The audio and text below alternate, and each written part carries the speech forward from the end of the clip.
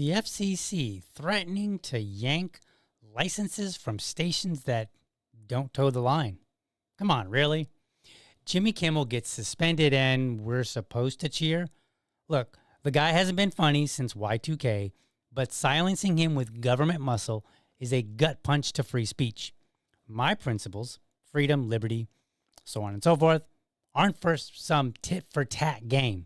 You don't trade one censorship for another and call it justice. The left's been playing dirty for years, but we don't win by copying their playbook. This morning, we're diving into the details and perhaps a smarter strategy on how the right can outmaneuver the left while keeping their principles and securing future that preserves and possibly even expands freedom of speech. Let's get into it.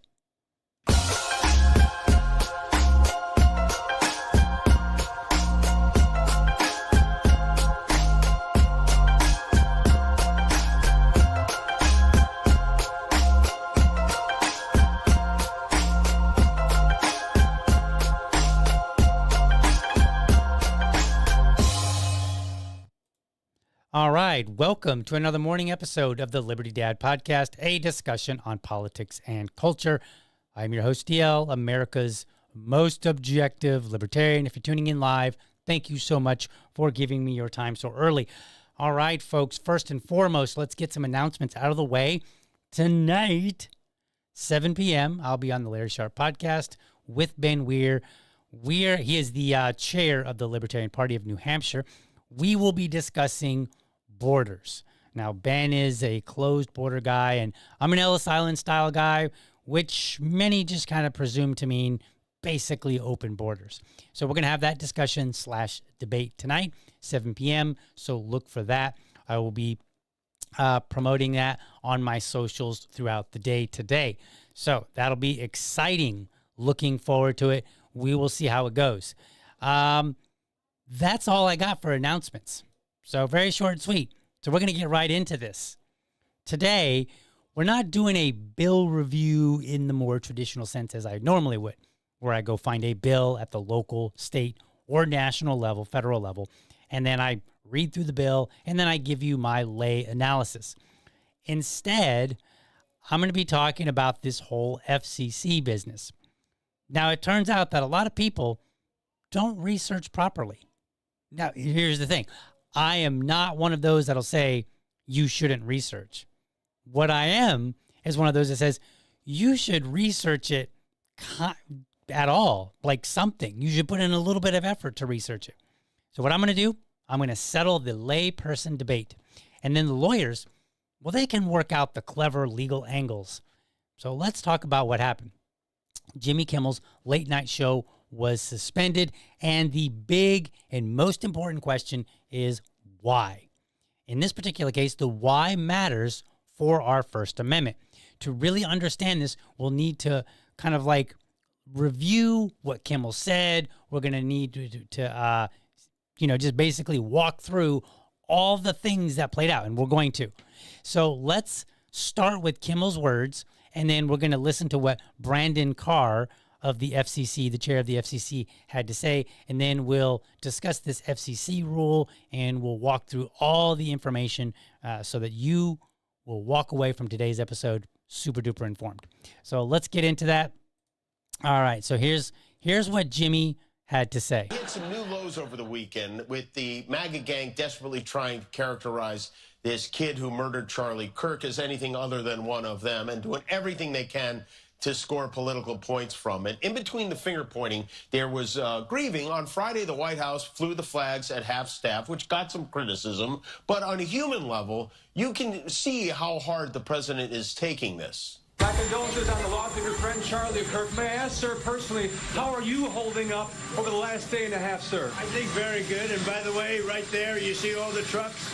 They've just started construction of the new ballroom for the White House, which is something they've been trying to get, as you know, for about 150 years. And it's going to be a beauty. Yes. He's at the fourth stage of grief, construction. Demolition, construction. This is not how an adult grieves the murder of someone he called a friend. This is how a 4-year-old mourns a goldfish, okay? I mean, the man kind of has a point. Be honest. That was a weird answer to the question of how are you holding up with the death of your friend? Now, I get it. Everybody grieves differently. Right? You know, perhaps he was trying to stay composed. If we want to give him the benefit of the doubt, the president was trying to stay composed and not get angry or sad, show a stoic face.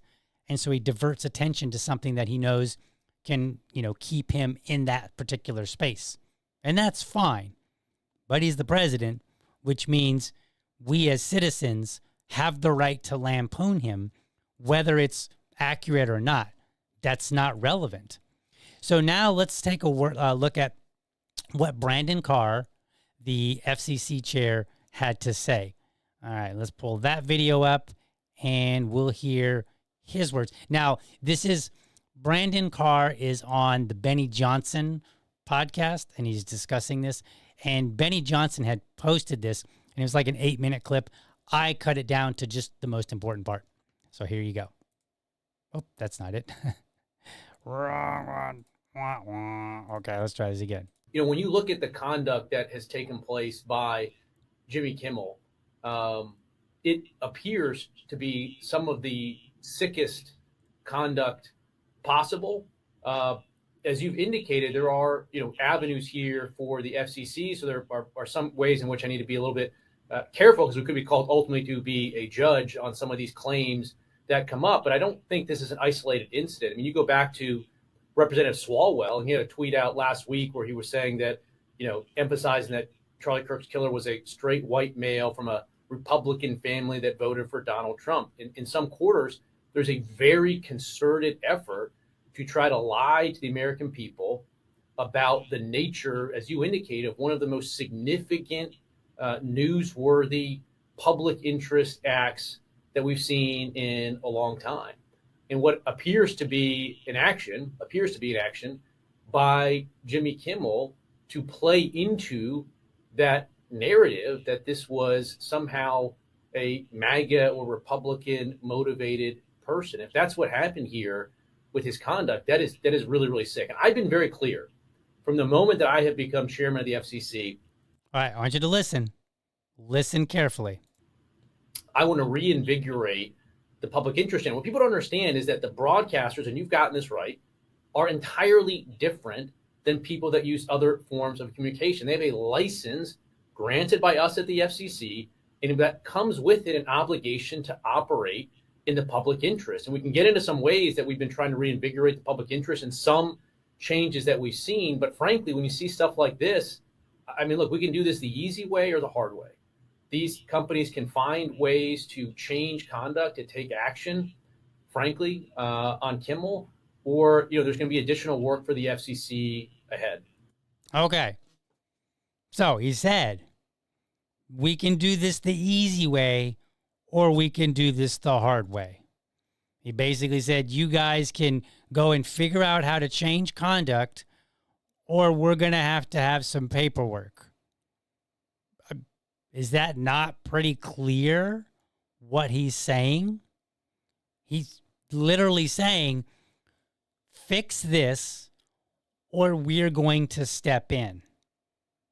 That's like, change this. Now, I want to point out, I don't believe that Jimmy Kimmel's words were really demeaning to Charlie Kirk.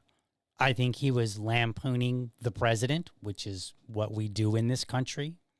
We've enjoyed that right for every single president. We should continue to enjoy that right. And as we'll see here in a few moments, the rules don't, at least the one that people are citing, does not cover what Jimmy Kimmel said.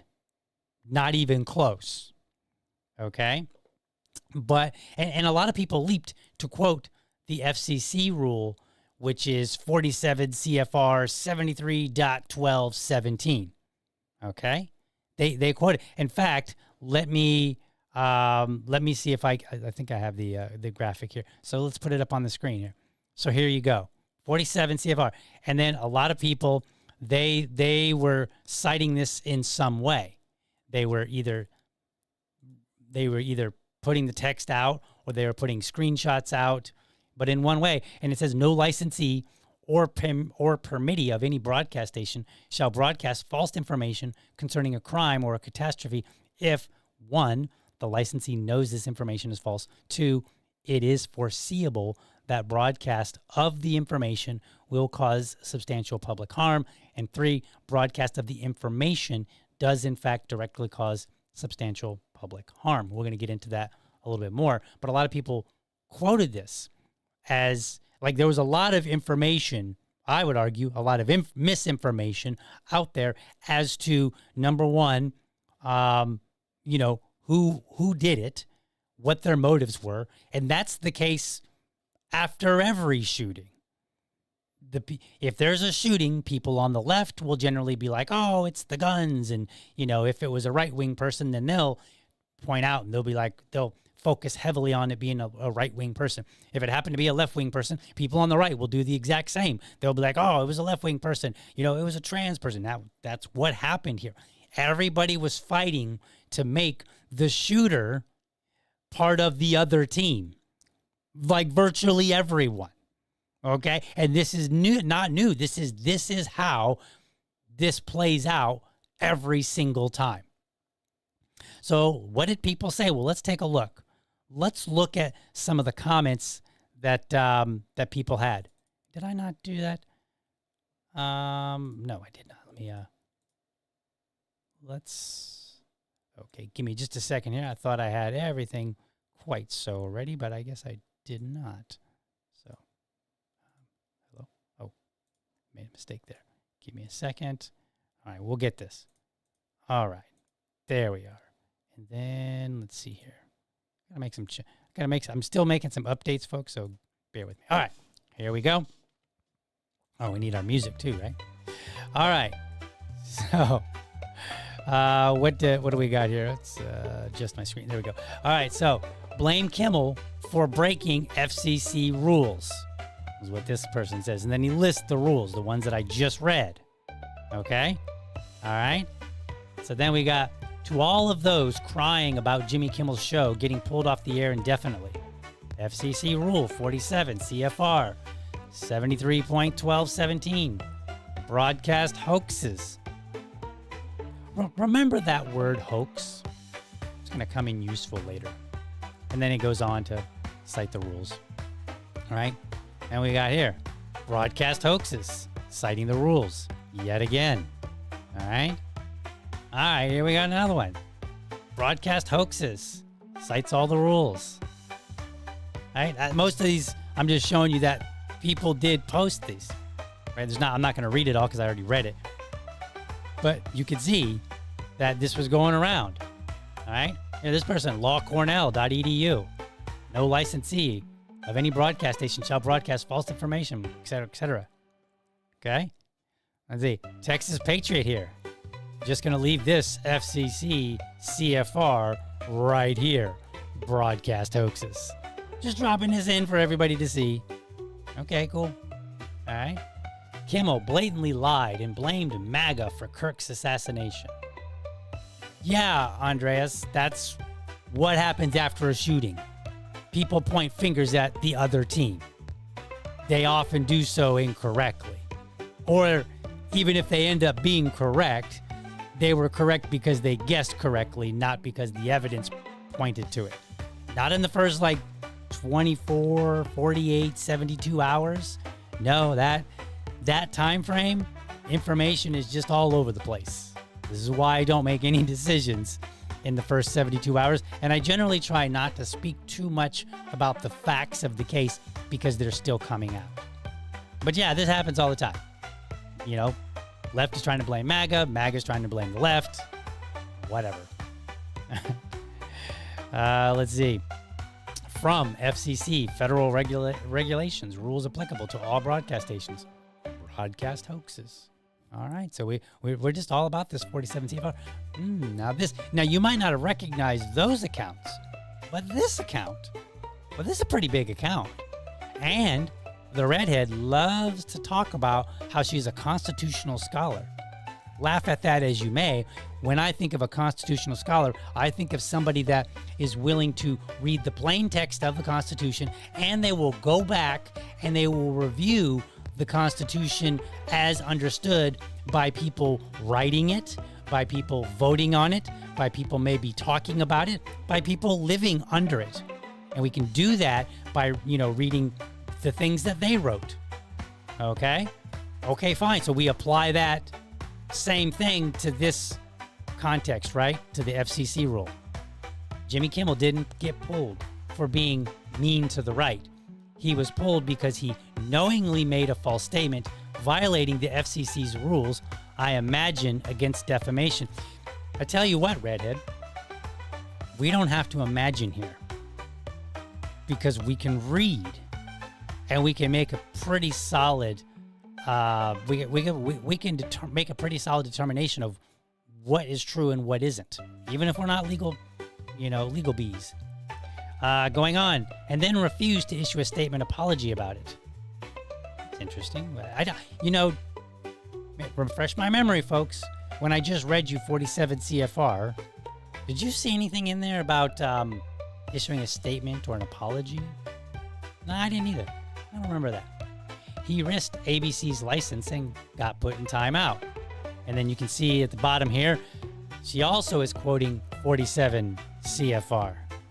She goes on to say, there was not some unholy alliance between the president and ABC that made this happen. Jimmy refused the resolution. Jimmy didn't get fired. He got paused. That part is absolutely correct. A lot of people said he got fired. He actually the show got suspended indefinitely. That's what actually happened. Everyone has to follow the same rules. I agree. Even The View complies when they lie that badly. Defamation isn't free speech. And she finally says, telling you the truth doesn't mean I love the FCC. It means I live in reality and report on reality. People are used to hearing their own opinions echoed back to them. That stating a conflicting truth must be written off as a character flaw. And then I think one more. Yes, to reiterate, Jimmy Kimmel was paused, not fired. The pause is to de-escalate before an investigation into the third rule. We'll talk about the third rule because we're not going to imagine here. We're not going to guess. And we are, unlike the redhead, going to tell you the truth. If it were to go badly, ABC would lose their license. Not true. Reading up about what ABC has plans for. Okay, I think this is just a typo. Reading up about what ABC has plans for, it seems strategic as well. That part's kind of true. All right. But ultimately, the real question is, are all these people correct? Is 47 CFR, applicable to Jimmy Kimmel's situation? And as it turns out, not at all. Those actually involve, and they're on 3 grounds. Okay, 3 grounds that none of them are correct. Number 1, those who are actually involved didn't believe it. They didn't, at least there's no evidence that they believed 47 CFR is it has been violated. A plain reading, this is number 2, a plain reading of 47 CFR, that also doesn't agree. And then if we go back to the purpose of 47 CFR, it has nothing to do with Jimmy Kimmel's actions or his words. So what we're going to do, we're going to go to the chat here real quick. Then we'll take a quick intermission. I'll come back and we will destroy any argument that 47 CFR is correctly in play. All right, that's what we're going to do. So let's go to the chat here, and I got to do a quick thing here really quickly. I've mostly set up this morning. Every once in a while, I get a few things wrong. All right, so let's go over to the chat here and see what y'all are saying. My VA lady says, do me a solid and hit. Oh, you know what? Hold on. There we go. Do me a solid and hit the thumbs up on the way in, and don't forget to share this live stream. Make sure to subscribe or follow and spank the bell so that you always know when Liberty Dad is going live. Absolutely, that helps support this channel. Let's see, what else do we got here?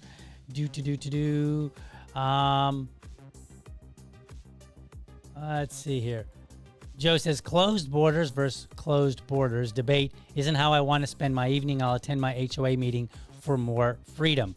Well, in fairness to me, nobody really, like only maybe the most, the strictest open borders will see me as closed border. Strictly speaking, I am a lot closer to open borders than I am the closed borders, as you'll hear tonight. So it's not really closed borders versus closed borders. We don't need any of that misinformation here. We're dealing with enough of it with the Jimmy Kimmel situation. I'm just teasing you guys. Just teasing you. I'm not teasing about the misinformation with 47 CFR.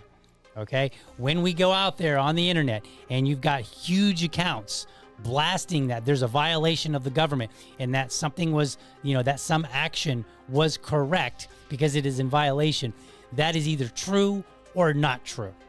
All right? We want to argue about borders. I mean, it's not, I wouldn't call that misinformation. I'm just teasing. Just calm down, people. Let's see. Joe goes on to say, Kimmel is an entertainer, supposed to be funny and edgy, and Trump was probably responding based on a question being a gotcha. I've got a clip of Trump and how he responded. So we'll play that here in a little bit. Let's see. Then he says, government gives permission for free speech? Not quite. Not quite. As you'll see when we get back, we're going to see what the purpose of this rule was. And if you're somebody that tolerates government, if you're somebody like me, I think it'll make sense. And it'll also blow every argument that there was a violation here right out the water. Totally gone. Let's see. Let's see here. Joe. I'm sorry. Yeah, Joe New says she literally voted for this. A lot of people did. A lot of people. I argue and I say, hey, look, you can say you didn't vote for this. And my position has been I've been very clear on it.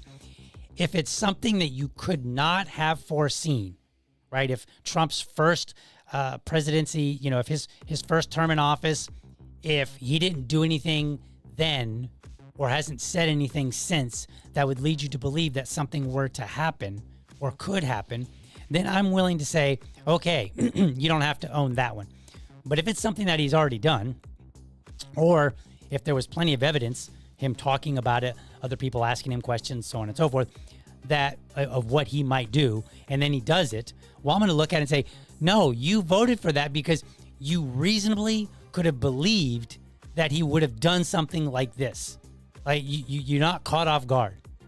Yeah. Now he promised no new wars and then went and bombed Iran. Okay, so you could make a weak argument, because I think you still have his first term, but you could make a weak argument like, well, he said he wasn't going to bomb anybody, and then he did. So I think that's how we need to approach this, right? We need to say, what could you reasonably have expected? Let's see, what else we got in here? Keith says there should be an enforcement agency and taxes and fines to support it, to protect the libertarians. I mean, did I miss a comment? That seems out of place. I think I grabbed that one out of place. He meant to say a law?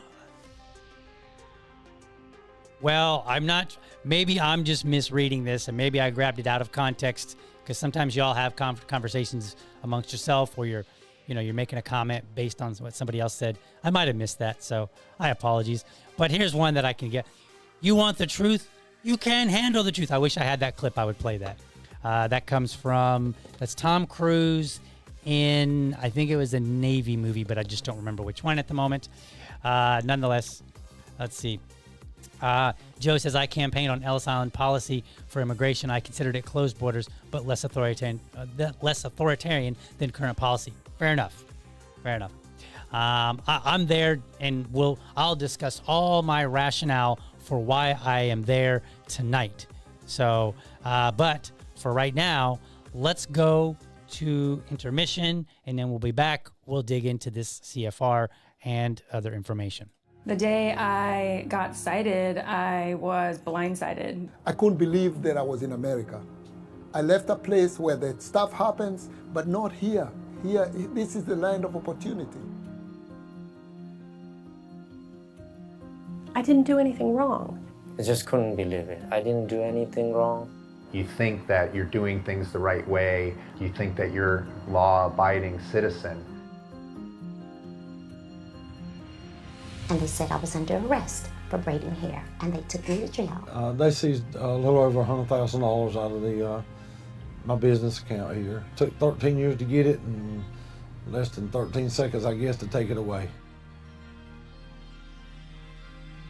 I remember my attorneys telling me, most people don't win against the government.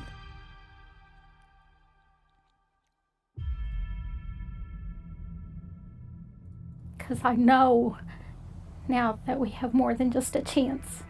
I know that we're going to keep our homes.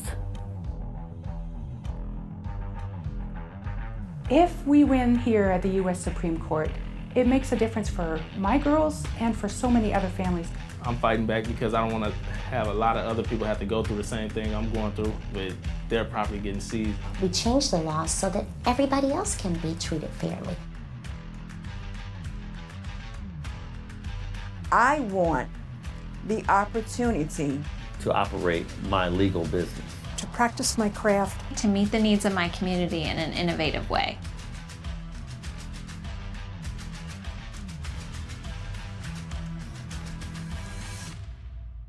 And someone has to stand up.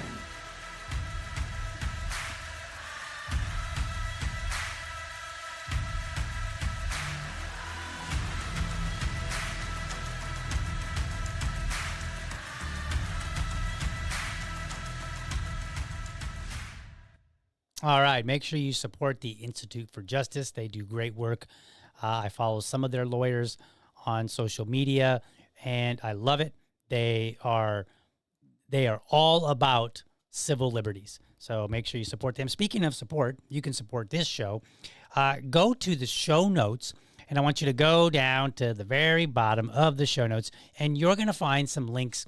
You're going to find a link to Black Guns Matter. You're going to find two links. You can go to blackgunsmatter.shop, just plain, and then you could look for some items, and you can support the show by purchasing items from Maj Toure, Black Guns Matter. If you use the 10% discount code LibertyDad, you will get 10%, right? All right, so do that. Or you can use the referral link and just click right on over there, start shopping, help out the show. You can also go to my link tree, and at the end of the show, there will be I will post the QR code that you can grab, but you can go to the link tree and you can find me everywhere that I am, including my Patreon, including my Buy Me a Coffee, and you can help support this show. Your support means that I can continue to keep pushing the boundaries of what I can accomplish with this show.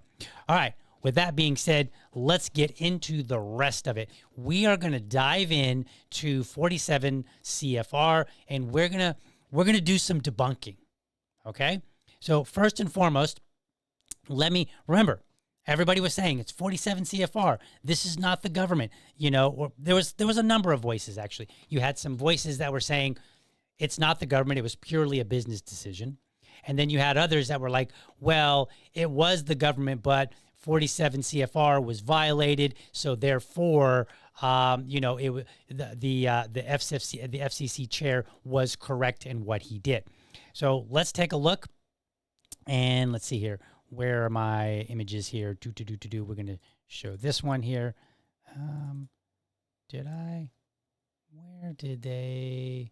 Oh, okay. Let me go back. I got the wrong. I got things moved around in different places, and so I just got to figure out where we want to read them from. All right, so here we are. Benny Johnson says, breaking. Now, this is in the video of him and Brandon Carr speaking. So that video we saw before the intermission, this is where he posted that. He posted a longer one. I shortened it just for the very beginning. Breaking. The FCC chairman is threatening immediate action against Jimmy Kimmel, ABC, and Disney for deliberately misleading the public by claiming Charlie Kirk's assassin was a MAGA conservative.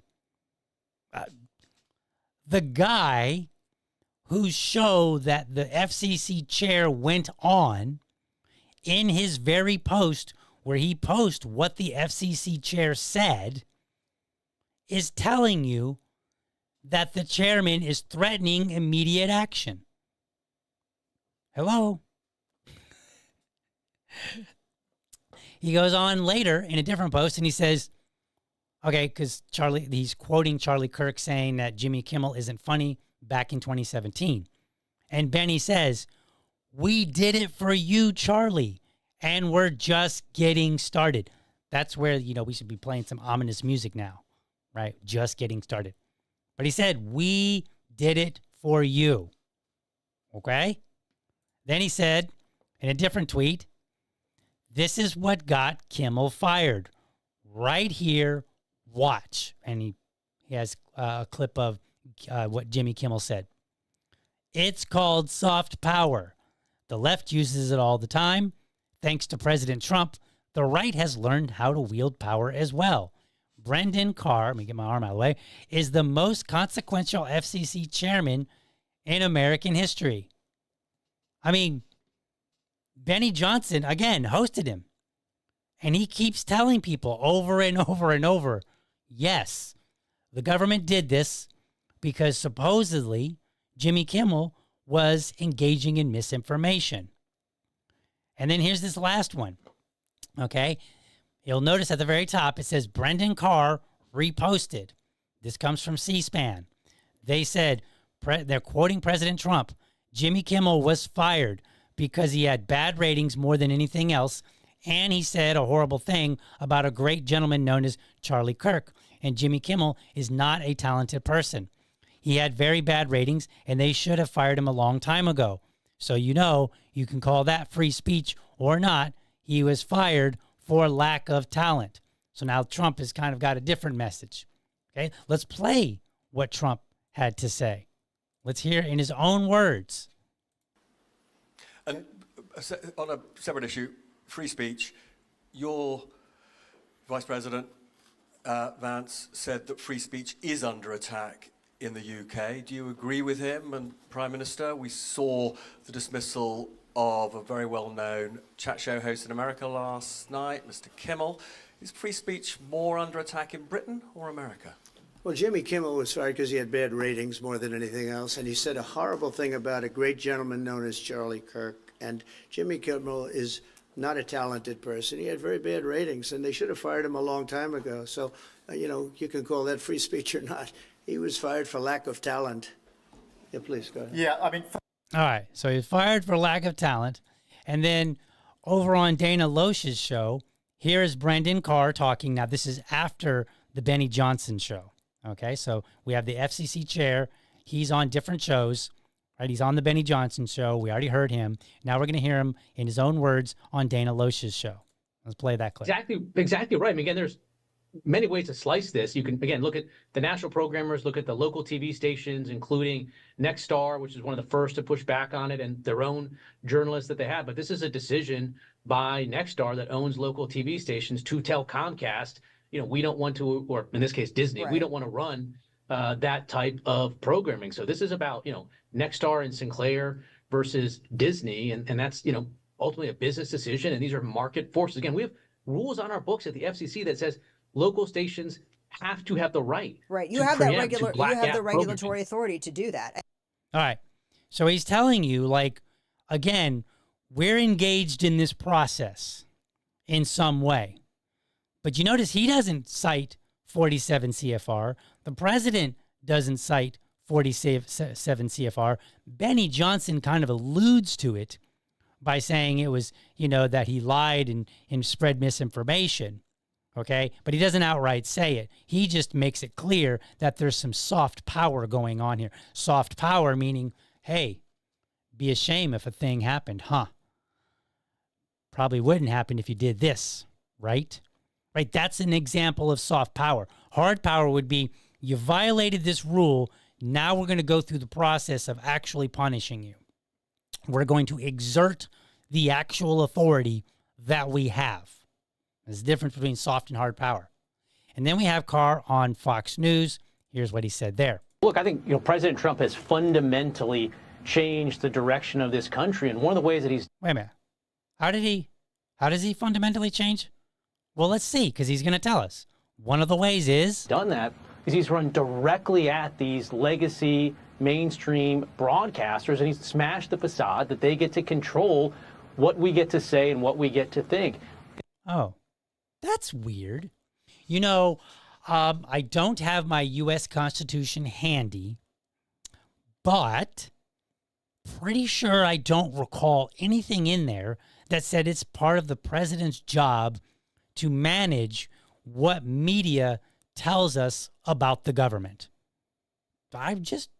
Or about a national tragedy. And that's not to say that they don't lie sometimes or lie through omission or they've got a narrative.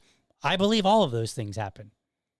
But the question is it the government's job to get involved? Right? And here he's saying we're getting involved, but again, he's not citing 47 CFR. And the key point here is that these were local TV stations licensed by the FCC that have a public interest obligation to serve their local community. They pushed back on Disney and said, we don't think that this type of programming is responsive to the needs of our viewers in Utah, in Pennsylvania. And that's exactly the way the system has supposed to work from the get-go, but we haven't seen it in a very long time. We've been clear, we're reinvigorating the public interest. There's that word again. He said it on Benny Johnson's show. He said, we're reinvigorating the public interest. How does the government reinvigorate public interest? Well, we're watching it. They flex their muscle and they basically say, man, be a shame if a bad thing happened to your license. Right? Be a shame if we had to go digging through the rules and find an infraction. I think this is an important step in the right direction. So again, I'm not defending and saying that the mainstream media hasn't misled people. It's not the argument I'm making. I'm only making the argument here, like right at this particular moment. My argument is that 47 CFR is in itself not at play. And at the same time, the government is using its muscle to kind of persuade and determine what these media outlets will say. Okay? And of these, the only one that was explicitly saying, yeah, this was an instance of soft power is Benny Johnson. He said it repeatedly. So credit to him for being forthright. A lot of other people, they were like, no, this isn't the government deciding. This is they're just following the rules. I just don't like the rules. That's all. Okay. No, you're wrong. There's no evidence in your favor. And then you've got Trump. He pointed to Jimmy Kimmel's ratings and his talent. It's not his, that's not his lane. Mr. President, stay in your lane. You're not in your own lane. Okay? This is not the president's job to determine, whether or not Jimmy Kimmel is funny. Like, that was his job when he had his show, what was that, the You're Fired show? Can't remember the name of it now. But, that was when his voice on that mattered was back then. Okay? It's not now. He's the president. He's supposed to govern the country, not govern what we watch and decide who is telling the truth and who isn't. Okay? And then you've got Carr. He's subtly telling us, by saying two things. He's like, well, it's a decision of the local stations, but also that the Trump administration is reinvigorating public interest. So they are using soft power. And I will point out, if you're watching on Facebook, by the way, I accidentally streamed this to my personal Facebook page instead of the Liberty Dad page. So sorry, guys, mistake there. But I guess not sorry for those who happen to catch it. And by the way, I just want to point out, I cannot show the comments from Facebook on here. Just because the comments don't come through. So I will just have to read them. But Jonathan Askey says, how much of this is market-driven in ABC's decision? Here's my opinion. How much of it is market-driven? I'm going to say, as it played out, 0. The reason I say that is because if the Trump administration has to reinvigorate, that means that has to get the smaller stations to kind of complain and say we're not playing this, and to in order to do that, If they're not doing it on their own, it's not the market. If the government is influencing them to do it, then it's not the market. That's government. If it was the market could scream and howl and say, we're not watching this, we're turning you off. And then the smaller stations could say, we're not playing this. And then, it could travel up the chain. And then ABC could say, all right, we're suspending him because the market was really pissed. But none of that happened. Everything happened after Brandon Carr went on Benny Johnson's podcast, and he has a huge podcast. All of this played out after that. And then Benny Johnson repeatedly told us this is soft power. So I'm going to say the answer to that is none. How much of it is ABC's decision? I think ultimately at the end of the day, it is still ABC's decision because soft power is not flexing the hard power. This is not the government coming in saying, we're going to do this. Again, it's just more of a threat like, be a shame if you lost your license, huh? Right? And then ABC has to do something. But ABC did something in response to the smaller stations saying, we're not playing this, okay? That's where you start getting into your problems. So for me, I look at it and I say, it's ultimately ABC's decision, but it's not a market-based decision. It is a government-influenced decision. But here's what none of them, this is the most important part, none of them, not Trump, not Brandon Carr, not the FCC officially, none of them are coming out and saying this FCC rule, 47 CFR, was broken.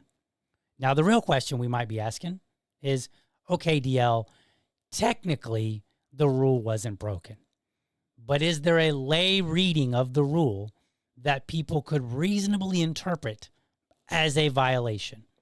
And I'm going to say, no, there is not. So let's look at that rule again, and we're going to kind of walk through this. So here's the rule up on the screen for you guys. It says, no licensee or permittee of any broadcast station shall broadcast false information concerning a crime or a catastrophe if. So you have your three criteria now. The licensee knows this information is false. Well, you could argue and say that they didn't know that it was absolutely false about which side the shooter might be associated with. You could make that argument. But let's just say that they knew it was false. Let's say they knew, like, hey, this person had a trans boyfriend. I think it was a boyfriend. I'm not sure.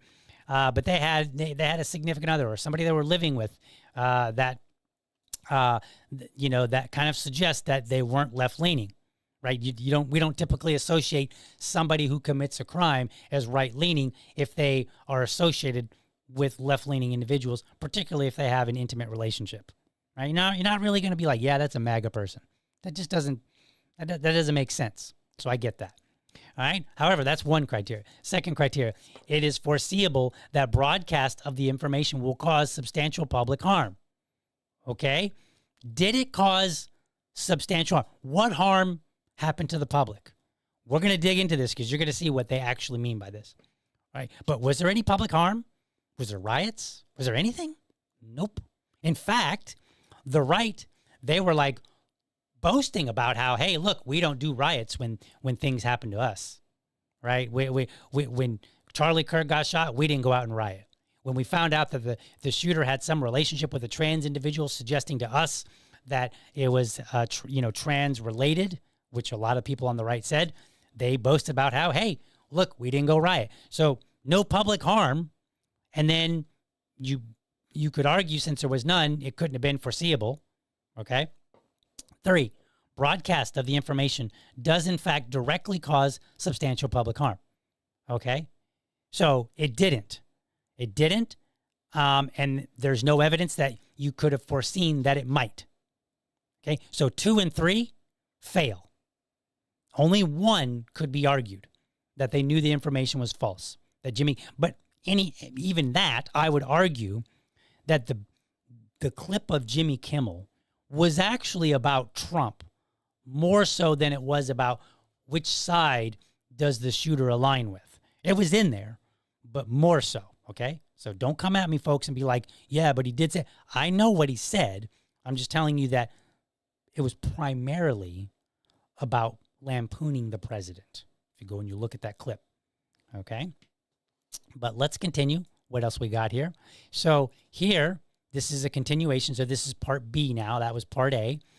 Any programming accompanied by a disclaimer will be presumed not to pose foreseeable harm if the disclaimer clearly characterizes the program as fiction and is presented in a way that is reasonable under circumstances. Okay, so this is not applicable because there was no disclaimer of any kind that said, hey, this is a guy that tells jokes and his jokes may not be 100% accurate.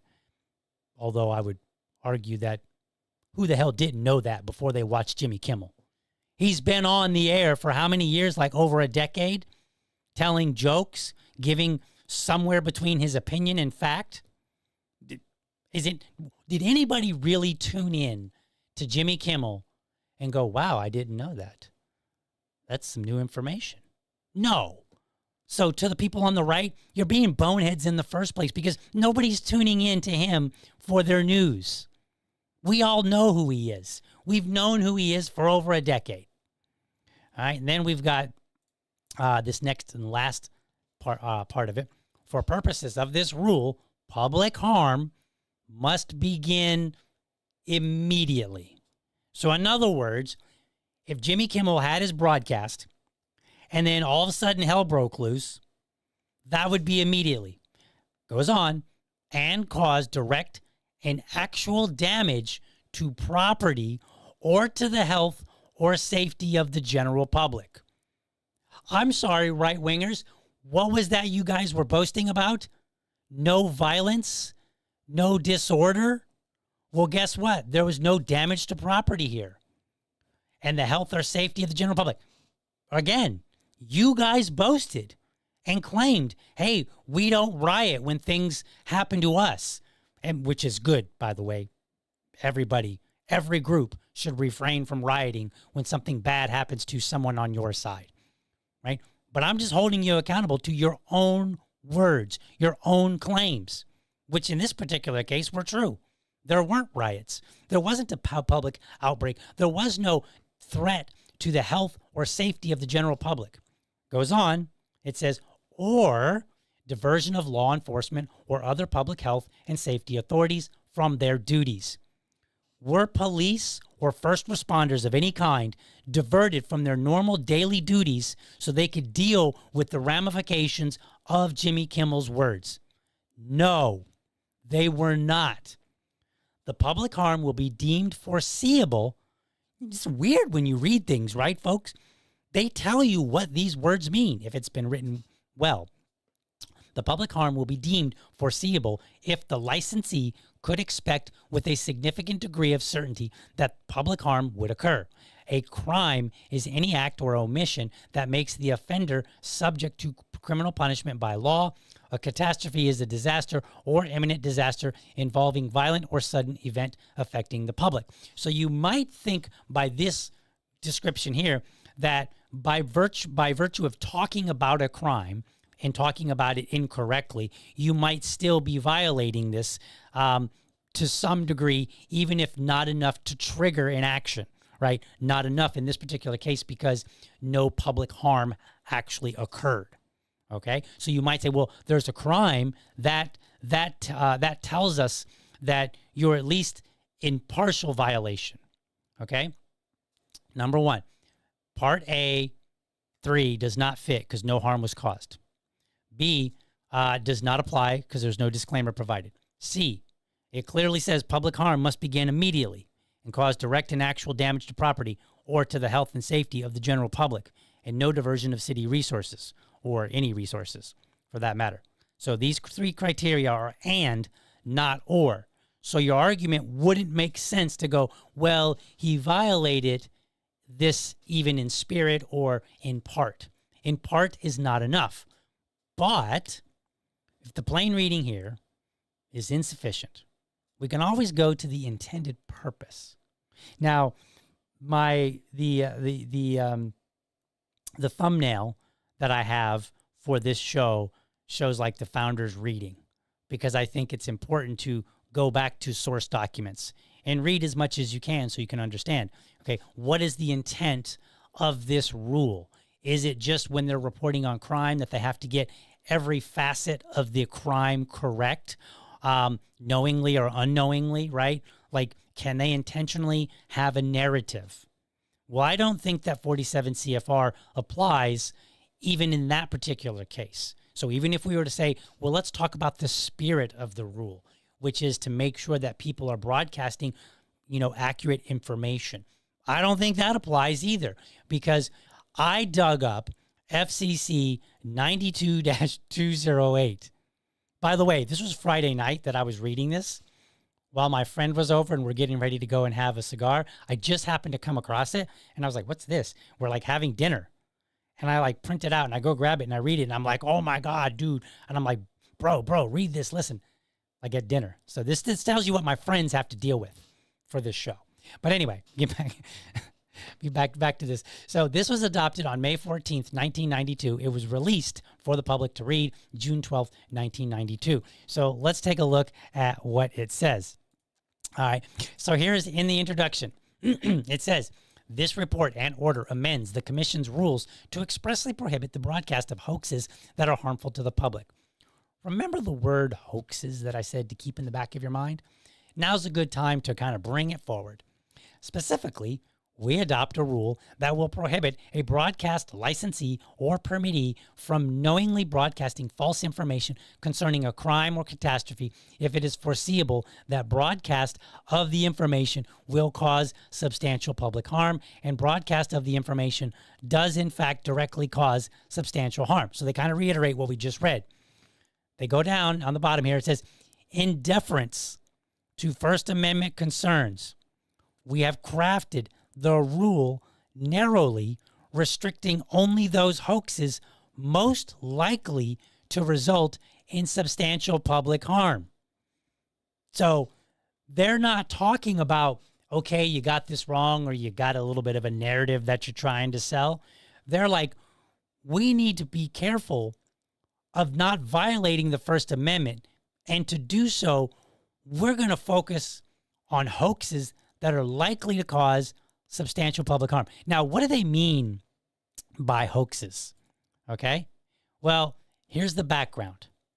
It says recently, serious broadcast hoaxes have occurred where the stations involved fabricated stories concerning a crime or catastrophe that alarmed the public and resulted in the needless diversion of public safety or law enforcement resources.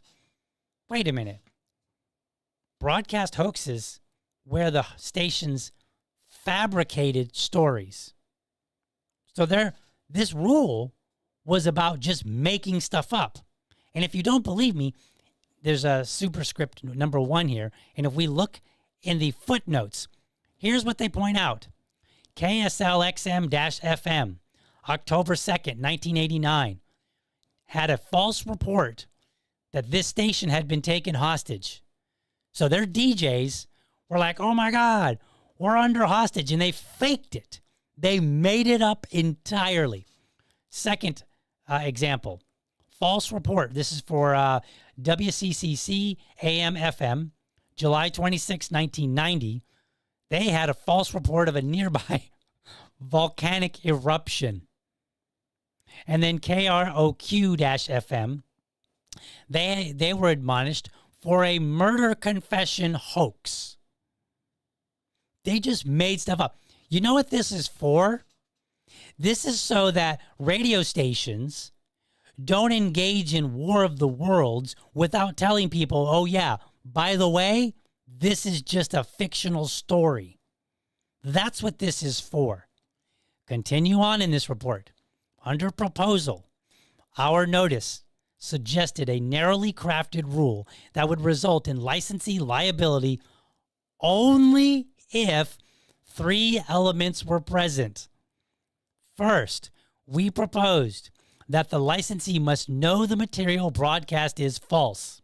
Okay, so that's leg 1, like I just said from a plain reading of 47 CFR. Right? Second, we proposed that the hoax must directly cause immediate, substantial, and actual public harm. Okay?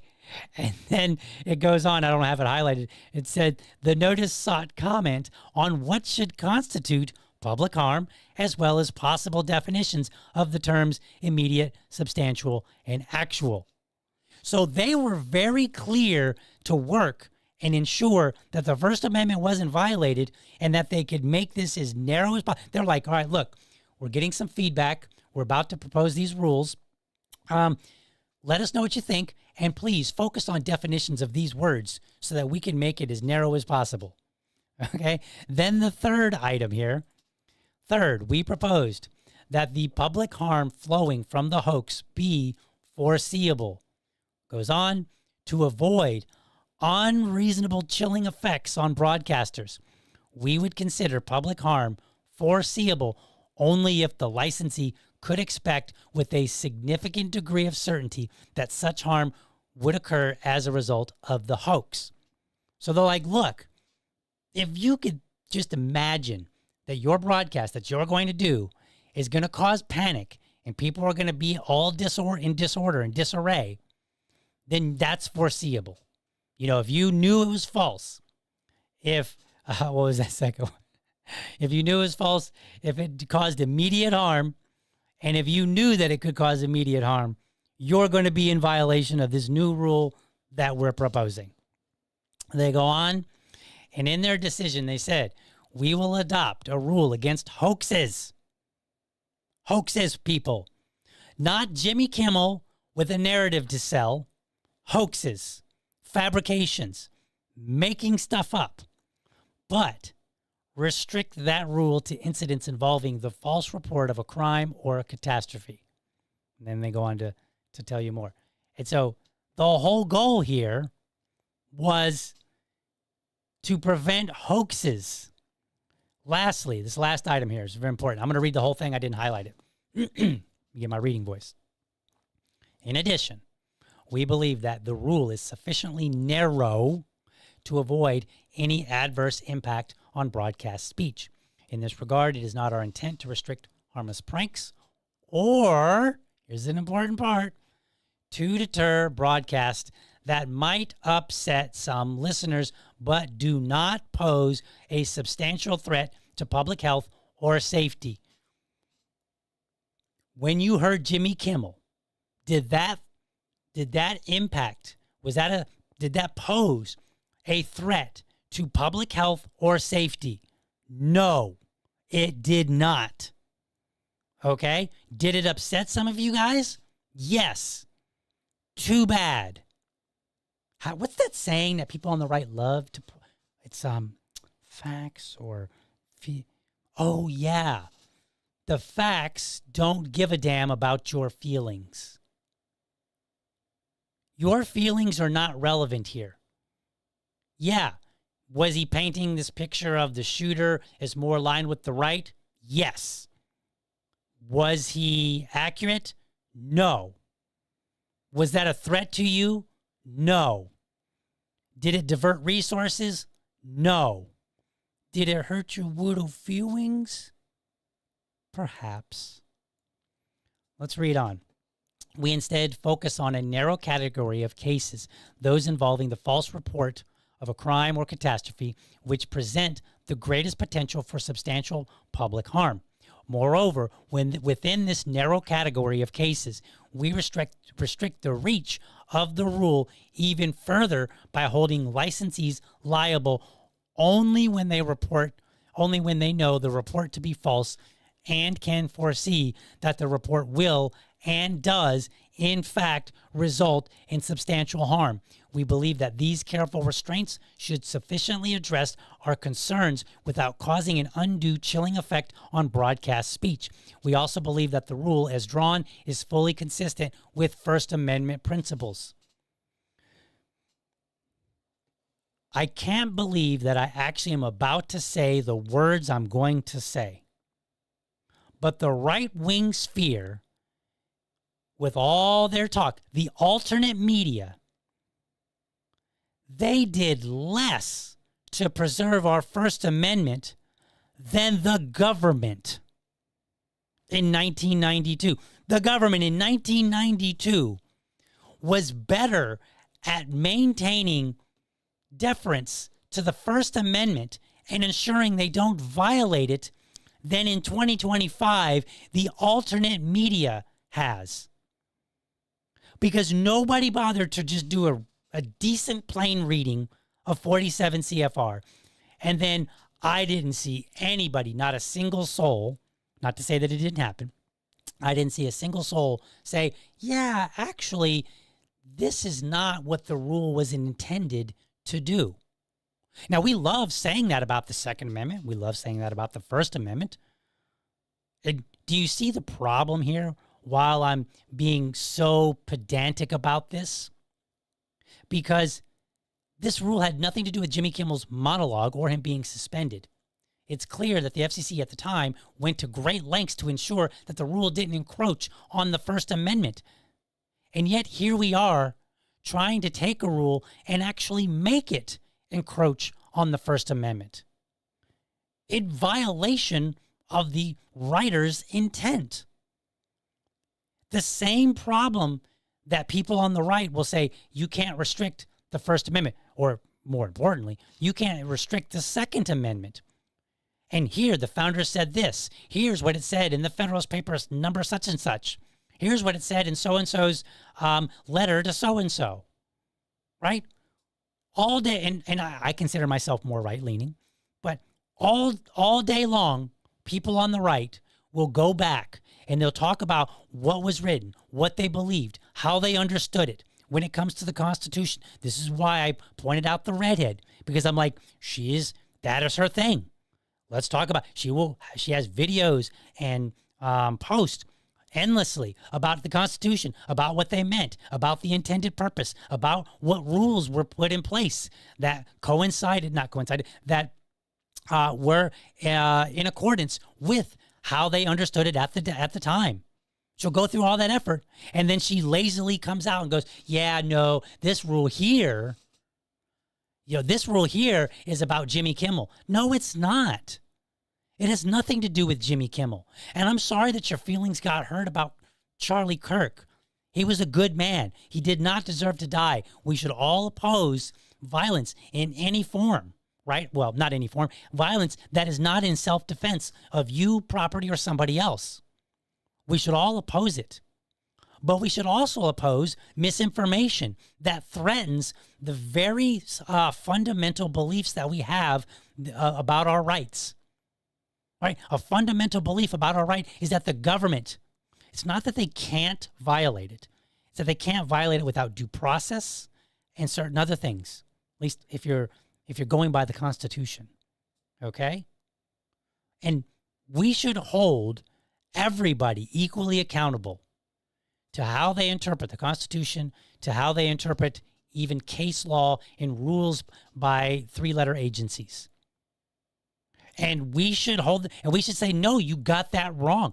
This document was 5 pages in total. But honestly, if you go and you look it up, you're going to find that about half of it was footnotes. I read this. I went outside. I read this while I skimmed over it while I was, having dinner with some friends, for my cigar night. But then yesterday, I went outside, I grabbed me a cigar, I sat down, and I read and I highlighted it more in depth. I didn't even finish a quarter of the cigar before I was done reading this. Okay, it was a pretty quick read. It wasn't complicated. I didn't have to do a whole bunch of research. Simple and easy to read it. Influencers like the redhead were wrong. They didn't tell you about this. And that's the irony here. Social media saying that Jimmy Kimmel violated an FCC rule when in fact he did not by a plain reading or the documented purpose of this rule, right? Like they're telling you that he violated a rule and that rule was based on misinformation, but they were wrong. We have a word for that when you tell people something that's incorrect. Misinformation. The irony of claiming that he was in violation of the FCC for misinformation while promoting misinformation. How crazy is that? Now, some objections that I heard were like, it was all about his ratings. Okay, yeah, his ratings were down. They've been down for like a decade. And you might not know this, but his contract, which was signed like only a couple of years ago, it takes him through, I think, May of 2026. It ends early in May. So he's only got a few months left. So the idea that this was purely market-driven really doesn't make sense. Because his ratings have been down. This is not like his ratings were up and they were doing pretty well, or they were doing mediocre. No, they were down. They've been like, there's charts that people have been posting, and you can see where they're just a steady decline over the last 10 years. Okay? Yet they still signed him despite the fact that he was not making money, that he was losing money. Okay? Now, maybe they signed him because they had nobody better. I don't really know. Okay? But they signed him despite that fact. And then all of a sudden, there's outrage. And the outrage seems to be after the government stokes it. After Brandon Carr comes out and says, yeah, you guys better do something about this.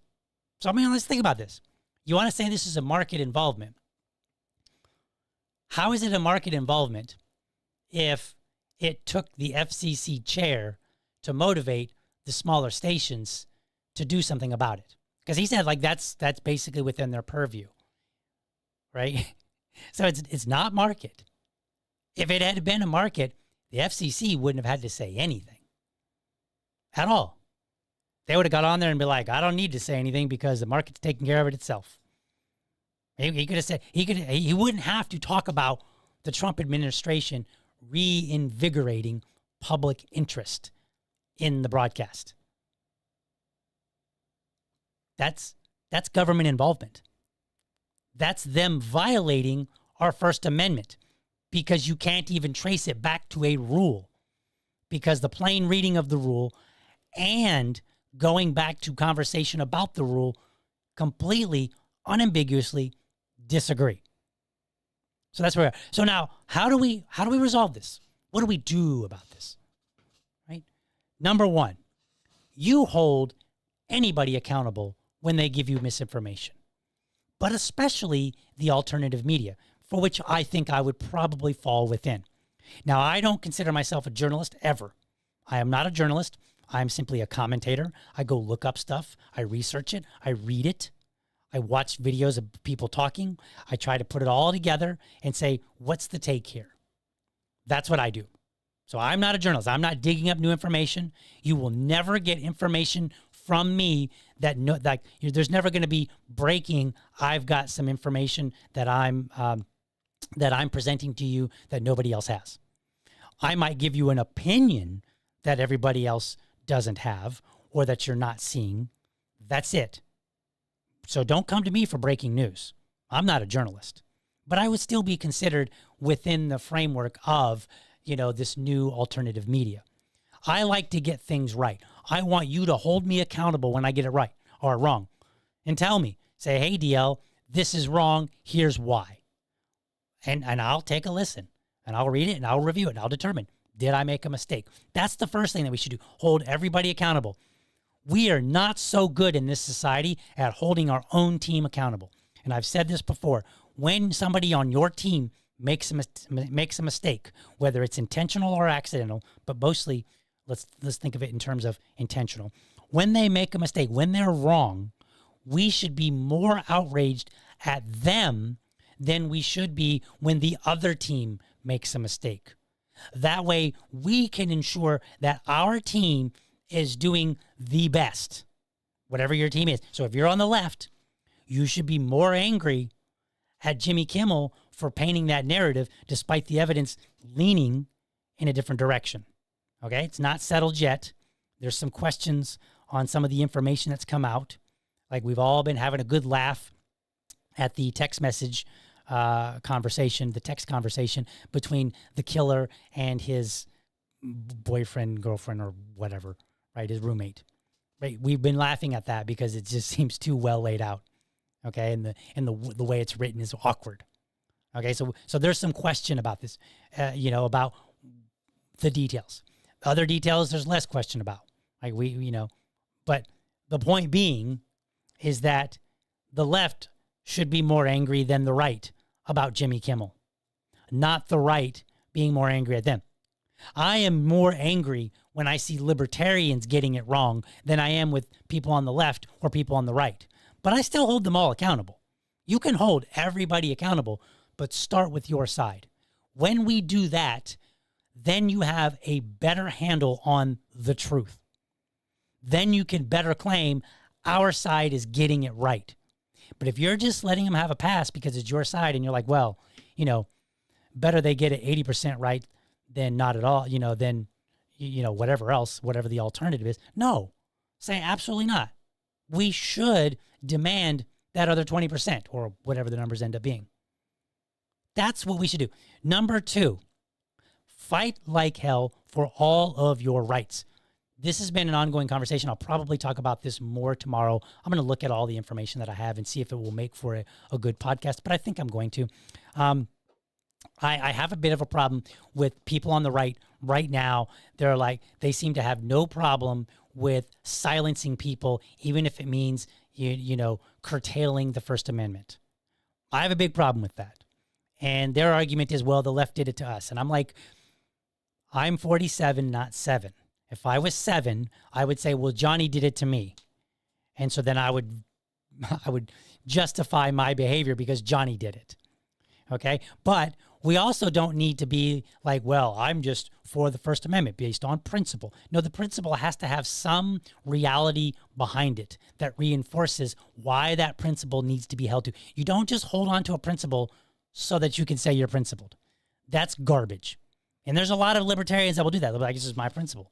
Okay, well, tell me how that principle makes a better world. And if you can't tell me how that principle makes a better world, or if you're not telling me, because a lot of people don't go that far. They don't say, it's my principle, here's why, and here's why you should have it as your principle as well, and here is the detriment in violating this principle. No, we need to talk more about the consequences than we do of the principle itself. In fact, you should make an argument that never says principle. You should just say, we can't allow this infringement or this violation of the First Amendment to stand. Why? Because I am self-enlightened. I am protecting myself. Future me would like to be able to get on a podcast and have his own narrative. And I don't want future me to have a rule from the FCC that now governs podcast. I mean, what, you didn't think that was going to happen? Come on. That's going to happen. Podcasters will be governed eventually. It's going to happen. I'm just sure of it. Okay? I don't want future me under a left-leaning government to say something that they've determined is false or is the wrong narrative and them to silence me. Because today we've said that's okay. And we've been down this road. We went through it through COVID. People on the right should know better. You have no excuse. You've already been through this. You felt exactly what it was like. Your YouTube channels were silenced. You had shows pulled. You had your entire channels taken down, never to be gotten back from YouTube, all over an undesired narrative, a narrative that they determined, which was influenced by the government, but they determined you shouldn't have. I don't want that to happen again. And you can't guarantee me that the left will never rise up, or that the right, if they were to stay in power, won't eventually say, DL, well, we're at a point where we're looking at what you're saying, and what you're saying is critical of us, and so therefore you're wrong. That's a bad narrative. We're taking you down. I don't want that, because I am a libertarian, which means I will criticize the left and the right. So I want my freedom. This is enlightened self-interest. This is me looking forward and saying, no, let's not go down this path. Let's resolve it. Now, some people are like, well, what's the answer? What do you do after that? Because, the things that I've said so far don't necessarily answer it. How about if you don't like how the left has abused power when they had it, How about you take away the mechanisms that they used to inflict that power, to impose their power upon you? Abolish the FCC, anybody? Who can use it if you abolish it? Can't be used. And you might say, well, DL, why don't we just scale back? Why don't we just... I just read you 47 CFR. I just read you how it has nothing to do with Jimmy Kimmel, both in the plain text reading of it and the historical conversation that was being had about it. And yet, people on the right still tried to claim he was in violation of it. I can't even trust the right. How can I trust the left? I don't. Get rid of it. Abolish it. Or neuter it even more. Like if you can't, I get it. Sometimes, an act of Congress is necessary and maybe you don't have the votes for one reason or another. Okay, start neutering. Start just taking out stuff.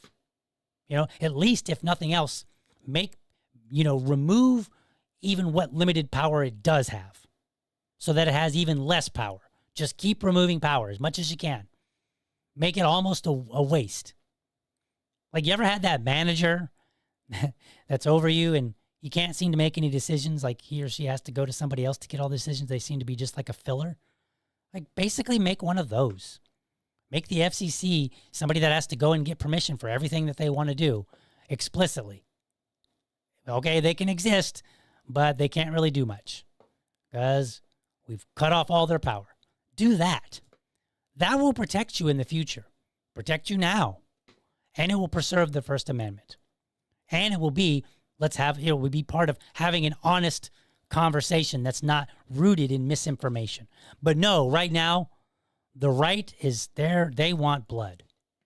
And I get it. I've told you in the past, be angry, but be wise in your anger. And they're not. So there you have it, folks. People that were posting about 47 CFR, dead wrong. They got it completely wrong. It was not in play.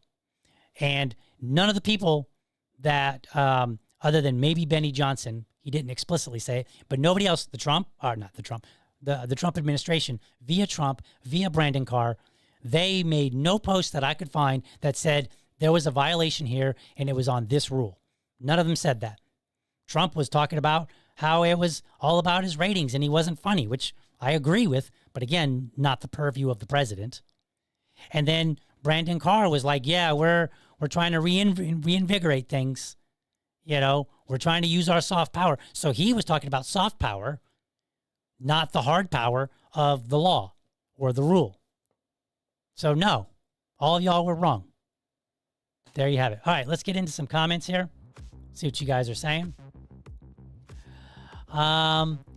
Let's see here. Yes, Daniel Zadi and somebody else pointed out that it was a few good men earlier. The whole, I want the truth. You can't handle the truth. Yeah, that was from a few good men. So thank you guys for that.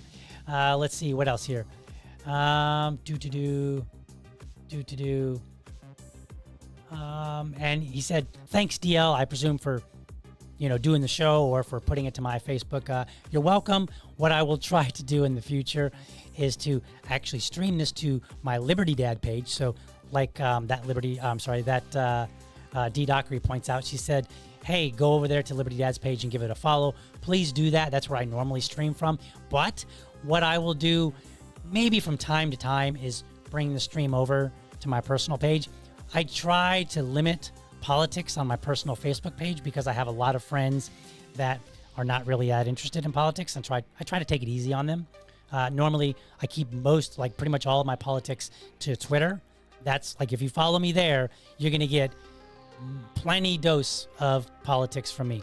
And then also on my Liberty Dad page for Facebook. Let's see what else we got here. Let's see what else we got here. Yes, Keith points out, let's get to our live chat here. There we go. Keith points out the War of the Worlds was announced as fiction. People tuned in late and the government punishing the provider and all of us. Yeah, that actually was what happened. So they told people, they were like, hey, this is fiction. This is not real. People tuned in late. They were like, oh my God, we're under attack by aliens.